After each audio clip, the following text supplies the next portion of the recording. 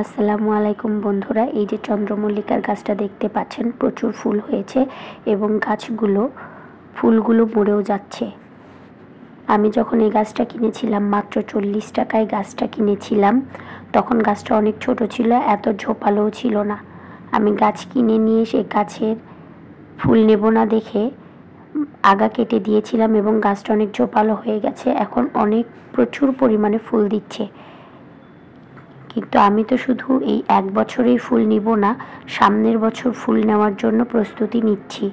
তাই আমি এই শুকনো ফুলগুলোকে মুঠি করে সবগুলো কেটে দেব।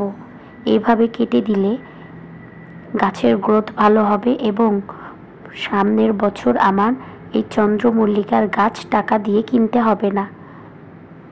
সারা বছর এই গাছ বাঁচিয়ে রাখতে লাস্ট ফুল পর্যন্ত অপেক্ষা করবেন এবং ফুল শেষ হয়ে গেলে এভাবে কেটে গোড়া থেকে কেটে দিবেন।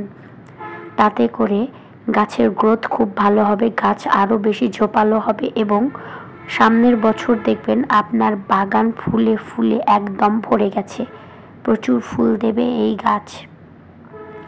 আলহামদুলিল্লাহ, আমি অনেক ফুল পেয়েছি এবং আমি সামনের বছর আরও বেশি ফুল পেতে এই গাছটাকে এখন আপাতত কেটে দিব এবং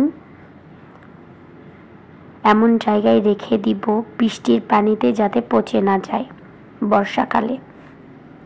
এছাড়াও আমি এখান থেকে প্রচুর পরিমাণে চারা বানিয়ে ফেলতে পারি। এই গাছের ছোট্ট একটি ডাল মাটিতে গুজে রাখলেই খুব সহজেই চারা হয়ে যায়। কিছুদিন আগে আমি একটা ডাল ভেঙে গেছিল, আমি মাটিতে পুঁতে রেখেছিলাম, খুব সহজেই সেই গাছটা আমার হয়ে গেছে এবং আশা করি সামনের বছর আমার আর টাকা দিয়ে গাছ কিনতে হবে না। এখনও অনেক কলি আছে গাছে, তাই আমি গাছের গোড়া কেটে দিলাম না। এই ফুলগুলো ফোটা শেষ হলে আমি গাছের গোড়া কেটে দেব এবং নতুন করে গাছটাকে ঝোপালো বানাবো। আরেকটা কথা বন্ধুরা, দেখো এই চারার সাথে আমার দুপুরমণি ফুলের চারা গজিয়েছে।